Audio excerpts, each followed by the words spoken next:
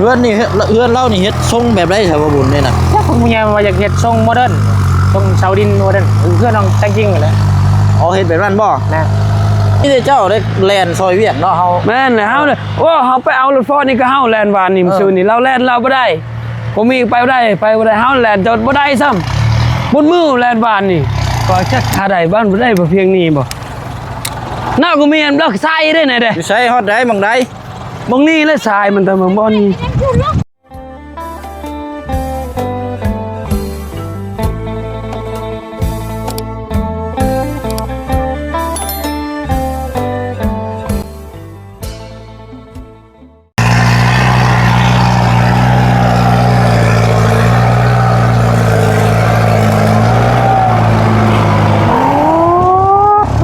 เป็นแล้วพี่น้อยเนาะ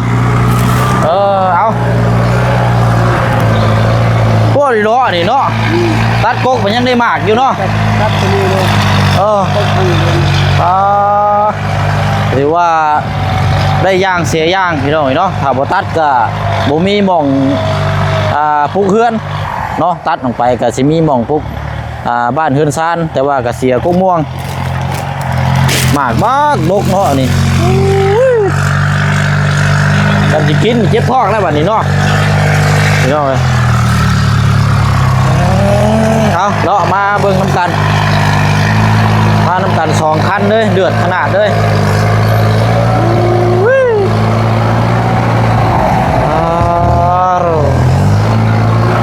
อายุช่วงนี้ก็ยังว่ารถก็ยังว่าพอมีอยู่กับเจ้ายังบ่ทันในเมื่อนั่นน่ะบ่แห้งเลยนี่พี่น้องบ่มีรถแปลงนี่เนาะเอาหันมาพี่ก่อนเฮาเนาะเอากราบทักทายสบายดีและสวัสดีพ่อแม่พี่น้องเบิดสุขุสุคนในพี่น้องเด้อเนาะมาพบมาเจอกันอีกคือเก่าคือเดิมพี่น้องเนาะอยู่เขตของทางน้องกองมีอันนี้พี่น้องเนาะเพราะว่ามีผู้ใหญ่จะสร้างบ้านในทางน้องเพิ่นเนาะพี่น้องเนาะเลยพากันลุยตามจุดประสงค์เนาะเอาก็ยินดีนำน้องเพิ่นเนาะพี่น้องเนาะมีแต่ว่าเฮาติดตามเพิ่นนำกันราคาเท่าไรอันนี้เนาะโอ้ปรับลงนี่งามบ่แม่นง่ายเด้นี่เนาะอันน่ะมันนี่ก็เสียเลยบ่นี่ง่ายนี่น่ะไถทิ่มเลยมันกันเนาะอ๋อเลยโทษล้อนี่เนาะเอาละพี่น้อยก็บ่เป็นหยังเนาะได้เฮือนอยู่ได้เฮือนหลังใหม่แล้ววันนี้ก็และหลังใหญ่นี่ก็ลูกหลานอยู่เนาะโอเคอ่ะมาอ้ายมาบัดนี้เฮาทางนั้นอ้ายเนาะอ้ายของมีเจ้าเนาะเด้อเอาสบายดีอ้ายเด้อโอ้โคตรดีล้อนี่เนาะเจ้าได้ฉันบ่ได้แปลงบ่เดินเจ้าน่ะเดินเจ้าบ่ได้แปลงบ่เพื่อนบ่โดยคนละยังอยู่ชวนชวนบ่นะเพราะคือได้ยินว่าเจ้าขอพากระจาดน้ำมันนั่นบ่พออยู่ยังบ่ได้มาลุงโอเคลุงยังอ่ะลุงโอ้ยชื่อยังลาวอ่ะอาจารย์ลาว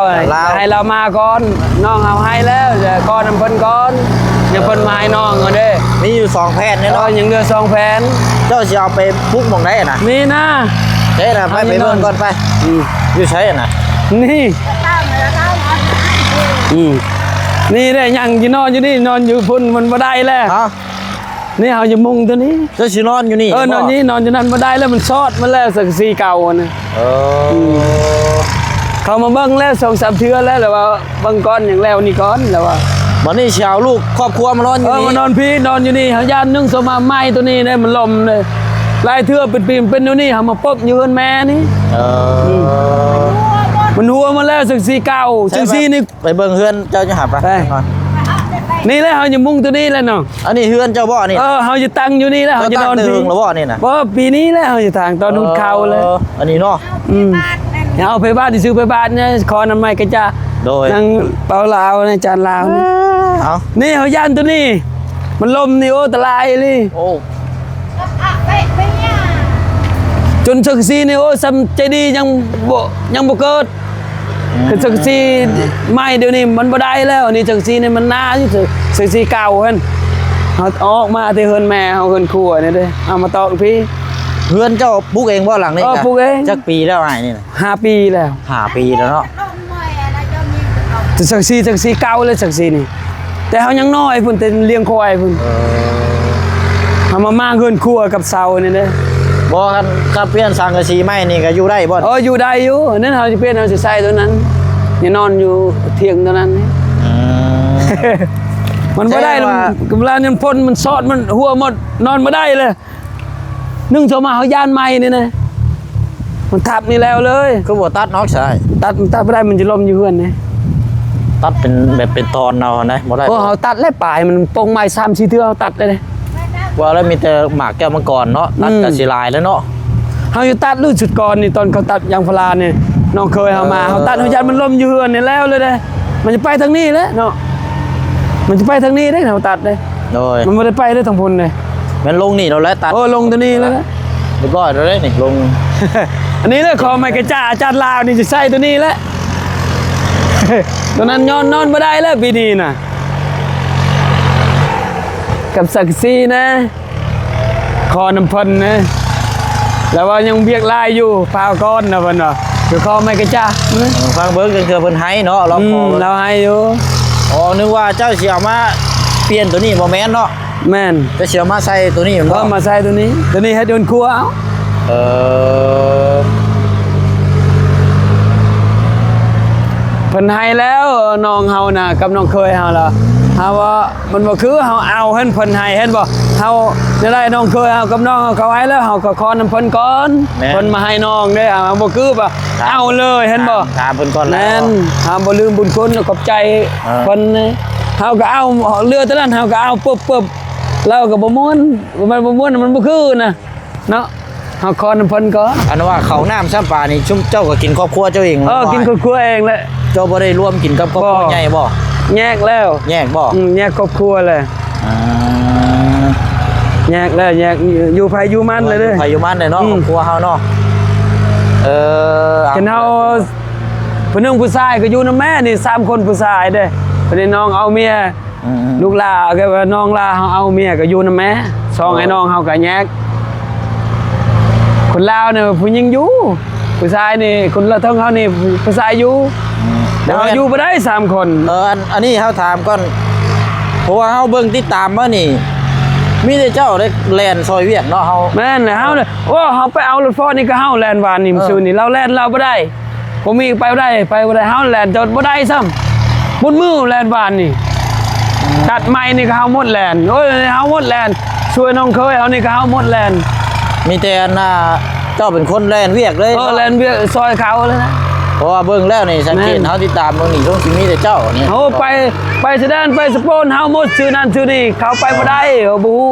กับน้องเคยนะเฮาหมดเจ้าเราบ่ได้ซ้ำเฮ็ดเวียกบ่ได้ใส่การบ่ได้ โดยพอเราแล่นเวียกซอยทั้งน้องแค่แน่ตอนนั้นกับพี่น้องเรากระทากันน้องแม่น้องเจดีเนาะหลายคนอยู่โอ้ นี่เด้อคอไม่กระจาดน่ะจะตอกตัวนี้นะตอนนั้นซานเอาตอนนั้น เนาะ เฮาแล้วบ่มีบ่นอนเรือแต่หมู่เนี่ย ตัวนี้ก็จังหวะเนาะเอาลองทนอยู่ไปก่อนหน่อยเนาะ เด้อขอบใจ เราก็ซอยเล่นเวียกน้องพี่น้องเล่นหน้าเล่นหลังอยู่ ซอยกันอยู่นำกันในน้องกันเห็นผู้อื่นบ่ได้แล้ว โดย คือเฮาบ่ได้ไปหาก็บ่ได้มื้อนี้เนี่ยเขาพอดบ่ได้เล แส ย ดงว่ารถฟอร์ดนี่เจ้านี่เป็นคนแล่นวิ่งหานี่เนาะ แล่นมาบอกให้เขาเอาเองราคาเด้ให้เขาเอาราคา ว่าเจ้าเป็นคนหาให้เนาะ หาให้ โอ้แสดงว่านี่มันเจ้าได้นี่ แต่เราบ่ได้ซ้ำเขาส่ง5รถปอดก็แม่นว่ามันอยู่ในเฮือนนั่นบ่เฮาไประหว่าง 3:00 น 1:00 นเขาไปเบิดเลยเด้เฮาส่ง5แต่ละเฮือนเนี่ยก็ว่าใส่รถฟอร์ดอยู่บ่บางคนก็เบิ่งที่รถฟอร์ดบ่เห็นก็เขามานี่เฮาถามเด้ โดยไปหาลาดไปเอาอันนั้นก่อนเส้นผู้นี้ว่าลูกนะ ลูกเมีย โดย สบายดีเด้อมื้อบ่ไกลเด้อ เอาเดี๋ยวมาเอาขนมพี่ แต่ ก่อน เอาในแกะบ่ได้บ่กันมาเอาขนมบ่ไอ้เด้ โอ้ยไปตู้ดีใจแล้วเนาะดีใจแล้วนี่ เออ ฮะนั่งเบิ่งกันเนาะ นี่พี่น้องไงถักแล้วนี่เอาลูก ใช่ง่ายๆเลยกับใจเด้อ เลยฮะ กับใจกับใจ เออครับ กับใจว่าไงนี่เจ้าเมื่อเนี่ย50เลยเนี่ย70เลย แบ่งกัน ใจเลยอ้าวกับใจ บ้านนั้นทำได้เลย อืม บ้านนั้นจะกินขนมให้ แบ่งกันเด้อ เราบ่กล้าไปเอาเด้อ เออเนาะเอาเป็นคน ยิงน้ำ นำพา ปลา พี่น้องแลนเวียนงานไปย่างไปเล่นพุ่นก่อนไปย่างไปพูไป ไป อยู่นี่เด้อผมมาเด้อทั้งลูกเด้อ อืม โอ้เฮ้ยมันยังบาดนี่คือเงียบแท้ สักพัก อันไม้นี่ไผตัดซะนี่น่ะ นี่พอ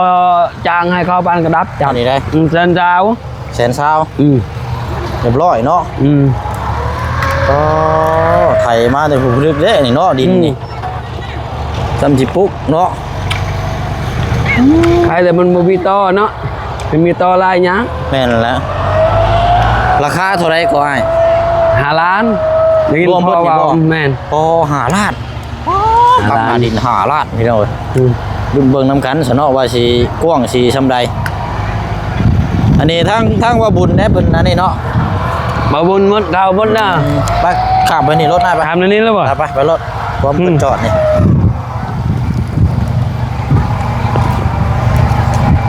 โอ้ดินนี่งามได้ถมนี่ อื เนาะ มแม่น ตักได้นี่นี่พวกม่วงเลยนี่อยู่นี่ก้อนนี่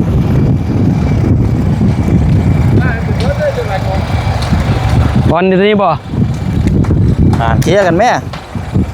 ฮอตไซบอกเด้อฮอตคุยฮอตไซ ทรายวันนี้บ่อันนั้นน่ะว่าจักคาได้บ้านบ่ได้บ่เพียงนี้บ่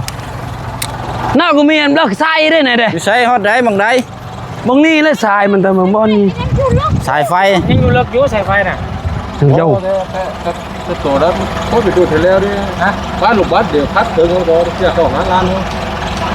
ผมสั่งกับเลียก็ได้ เลี้ยงเอาก็ได้เนาะ ติงเอาซะ แค่พี่พอ บ้านตัวนี้ให้เราอยู่นะตัวนี้ อยู่ลงไปพุ่นเนาะ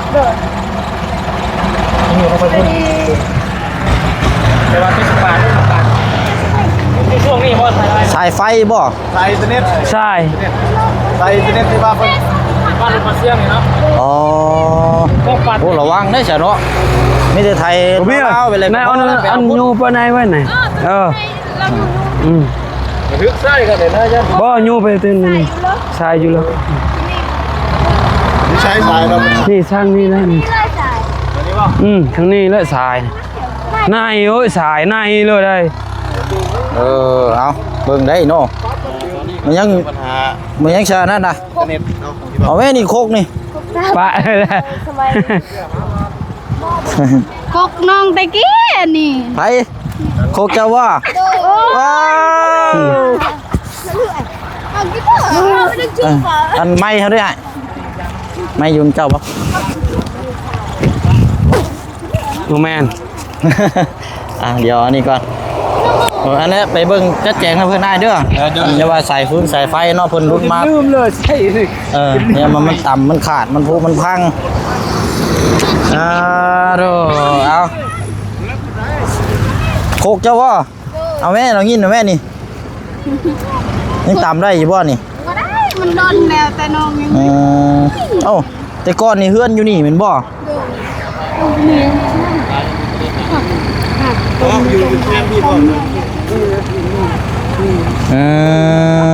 กอยู่มันเด็กไม่ยิ่งมันหลังจังหักรัง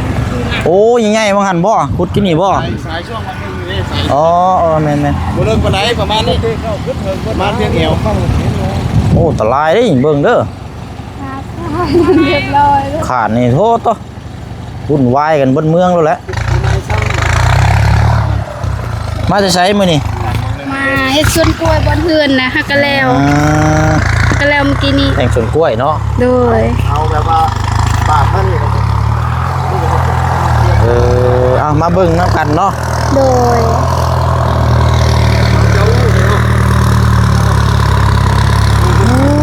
เอาดีแล้วเนาะวันนี้กันนี่แหละพี่น้อย ก็อยู่เจ้าของที่ดินเฮือนนี่เพิ่นคุมเองได้พี่น้องชี้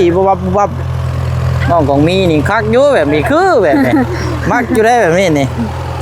นี่แหละคือคนอยากได้มีบางคนนี่นั่งเฉยบ่ได้สนใจอย่างใดนี่เรายังว่าชี้ทำตัวนี้ลงให้แน่นั่นนี่คักอยู่ ช่างไทย บริหารได้อยู่แบบนี้คือแบบนี้ เจ้าบุตร เนาะเดี๋ยวจัดแจงเบิ่งเนาะ น่ะมึงเกะช่วยไปรอเป็นหนัก มีใส่แต่เน็ตก็ฟังมาหันแล้ว ตะยอดเลยก็โดนเดี๋ยวรอมันเยอะจริง เอาเราแค่ใส่เดียวขอไม้นะเดี๋ยวล้มกันก็ได้เดี๋ยวไปนั่นก่อนคุยกับทางอันบ่บุญก่อนถามเบิ่งทาง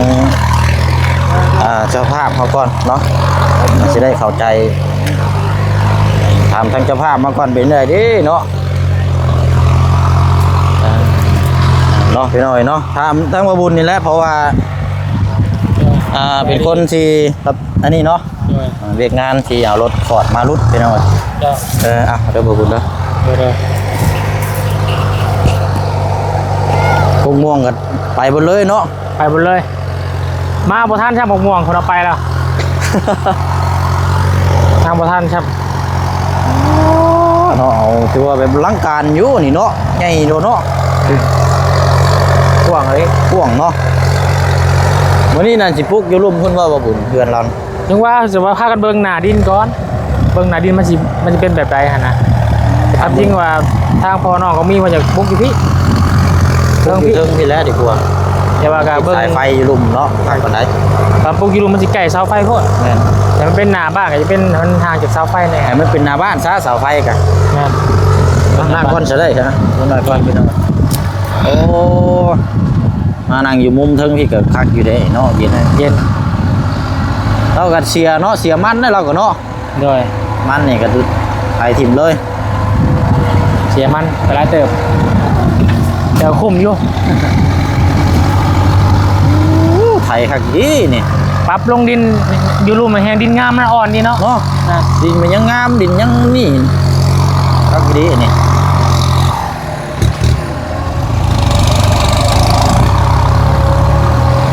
5 ล้านเป็นบ่บุญ หาละเขาคอยออก4 ล้านเขาต้องเติมใส่ล้านหนึง เป็น5 ประตูมันเติมใส่ล้านหนึงเพิ่นก็เกรงใจหั่นนะเพราะว่าเงินก็ย่านบ่พอค่าเสาค่าอุปกรณ์อีกหั่นนะเรียกว่าสิปรับอย่างหน่อยเองประมาณ2 ล้านเพราะพอตั้งเฮือนบัดปรับบัดมันบ่ได้ถมเบิดเลยบัดมันถม เราว่าใหญ่เฮ็ดบ่เลยเนาะ นั่น โอ้หักแล้วเสีย เต็ม พี่ ไป น้อง เลย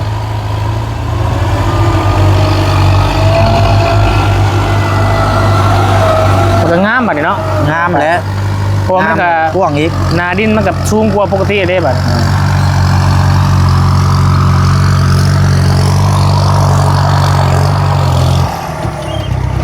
แต่ก็ต้องตั้งเฮือนให้มันใกล้ต่อฝั่งเนี่ยแหละ แม่นแล้วอยู่พี่แล้วเนาะ อยากให้มันใกล้ฝั่งไหลแล้วน้ำมันไหลมากเลย หลักเจินใส่เฮือนเด้อเนาะเฮือนนี่เฮือนเรานี่เฮ็ดทรงแบบไรแถวบ่บุญนี่น่ะ ถ้าคนผู้ใหญ่มาอยากเฮ็ดทรงโมเดิร์นทรงชาวดินโมเดิร์นเพื่อนน้องแต่งจริงเลย อ๋อเฮ็ดแบบนั้นบ่ นะ อ๋อตั้งเสาเทคานก็เฮ็ดโมเดิร์นแบบนั้น เลย อันสิว่าก็เฮือนโนราน่ะเนาะ นั่น เป็นเฮือนน้องน้อยอันอยู่บ้านสิกีพีนี่บ่ นั่นแต่เรานั่น อ๋อปอตุ๊กพี่น้องเบิดหลายได้อนี่ นั่นแต่ว่างบทุ่มข่อยก็มีแต่ซ้ำสิตั้งเสาที่ข้านกับบูสิพ่อหรือบ่นะ มาก็ซื้อเสามาให้เพิ่นแล้วก็หลังจากปรับดินแล้วซื้อเสาแล้วก็ซื้ออุปกรณ์อย่างต่างๆส่วนเรื่องค่าสร้างก็15 ล้านบู้เฉพาะหรือบ่แต่บุญก็บุญซื้ออุปกรณ์กับเสาก่อนมันสิเหลือเท่าไหร่หั่นน่ะ มันแพงได้ซุมื้อนี่ แม่นเครื่องแพง ทองเนี่ยโอ้โหดคือหยังเนี่ยเนาะเอาจ้ะมิทางเวียกของทางน้องจะดีก็ยินว่าเรื่องเฮือนน่ะมันงบยังบ่มีอยู่นั่นกะยันจักนี่ไรแล้ว ทางไหนก่อนบ่ทางไหน มีอยู่4 ล้านกีบหนึงน้องจะดีนะว่าเปิดสมทบปนาสร้างเฮือนให้น้องเพิ่นแต่ว่าบัดมันสิอันนี้อยู่บ่มันยังหลายครับจักสิจังไรแล้ว มีอยู่4ล้านหนึงมันค่อยน่ะล้านเดียวเนึงมันกล่าวว่าอันนั้นก็มีแต่ว่าซื้อข้าวน้ำซักปลาแล้วให้เรา โดย บ่ได้กะโอ้เนาะ ลองเบิ่งกันแล้วจะได้สบายแน่นี่กัน เอาซ้ำที่เฮาซอยได้หั่นแหละพี่น้อง อันแรกยังวะอันนี้ก็เฮ็ดไปตามงบหมดแล้วเนาะ ทั้งพ่อพี่น้อง FC เพิ่นก็บอกว่าโอ้ยว่า กูไปหาซอยทั้งอื่นแนวจังพี่น้องเนาะคือว่าดินตอนหญ้าก็หลายอยู่จ้ะอันนี้ก็ทางเฮาก็สิว่าจังได๋พี่น้องจุดประสงค์ของผู้ใหญ่เพิ่นอยากซอยเนาะก็ซอยตามจุดประสงค์ของผู้ใหญ่เพิ่น ผู้ใหญ่เพิ่นอยากซอยได้พี่น้องเอ้ยคือเอาฮู้กันนั่นแหละแบบ มีเท่าไหร่ยังมีน่ะบางคนน่ะมันเว้ายากบางคนนี่บ่ได้มีแท้ๆก็ยังบ่ได้นะเอาสิมาไปถ่ายคลิปก็เมื่อยเว้าแหละ นะ คือเคสน้องวายนี่แหละอยู่บ้านสมุนนี่ก็เอิ้นสิลุและสิล่มอะไรกันยังมีแต่เสาอยู่ซุมื้อนี้ก็มันบ่ได้จักสิเว้าจังไดเอาได้ก็เป็นบุญของน้องเพิ่นเนาะ โดยนั่นน่ะ เพราะว่าเฮาบ่ได้อันนี้พี่น้อยตามที่คนซอยเป็นไงเพิ่นอุ้มสู้ โดย เพิ่นถูกชะตาคนใดเพิ่นก็ซอยคนนั้นเนาะเอา ใช่ บ่มีสิทธิ์ที่จะว่าโอ้บ่ต้องนั่นสิมันก็บ่ได้พี่น้อย แม่นนะตาม เพราะว่าสิเข้าไปพุ่นไล่มื้อนี้ อ๋อ ตัดสแลนก่อน โดย เข้าไปแจกข้าวน้ำซ้ำปลาก่อนว่ายันยังบ่อีกกี่มื้อยันในเดินทางกลับเมื่อและปีใหม่แหละ แม่นละ ก็สิแจกให้เบิดก่อนว่ะโอ้มีตู้ล้อยังมาน่ะ เอาหน้ามา ดี แจก ใจได้เราก็เนาะ แม่น นั่ง ดีใจแล้ว แล้วเอาโอ้สิใช้เวลาเติบอยู่ซะเนาะ ต้นเตยอยู่ ว่าเพื่อเอาดินทับดินแถวนี้บริยันลงเบิดลายอยู่แถวนี้ ลายนะ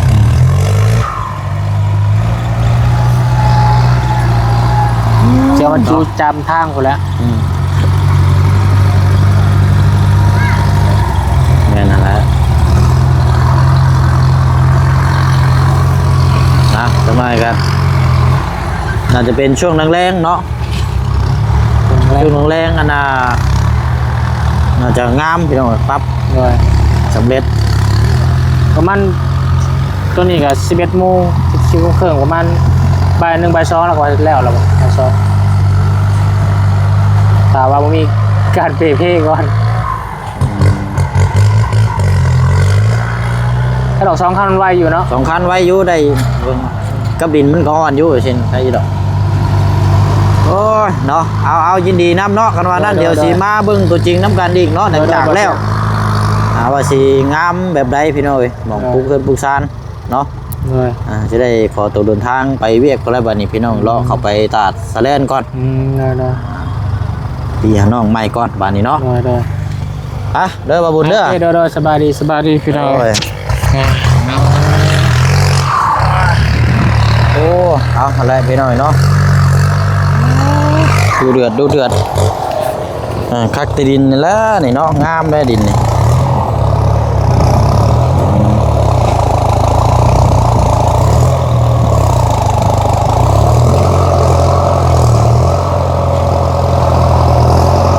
เนาะก็ยินดีกับทางน้องกองมีน้องพี่น้องเนาะอะไรก็นี่แหละพี่น้อยเดี๋ยวลาพี่และน้องอีกคือเก่าคือเดิมเนาะเดี๋ยวติดตามเบิ่งนำกันเนาะเดี๋ยวเชิงลาพี่และน้องไปก่อนเดี๋ยวพบเจอกันในคลิปหน้าเข้าไปในพุ่นแหละพี่น้อยฝากพี่ฝากน้องเป็นกำลังใจเด้อพี่น้องเด้อเนาะอยู่ดีมีแรงกำลังไปด้วยเบิดสุขทุกคนนะพี่น้องเนาะปวดร้อนนี่เนาะไปพี่น้องเนาะบ๊ายบายเด้อ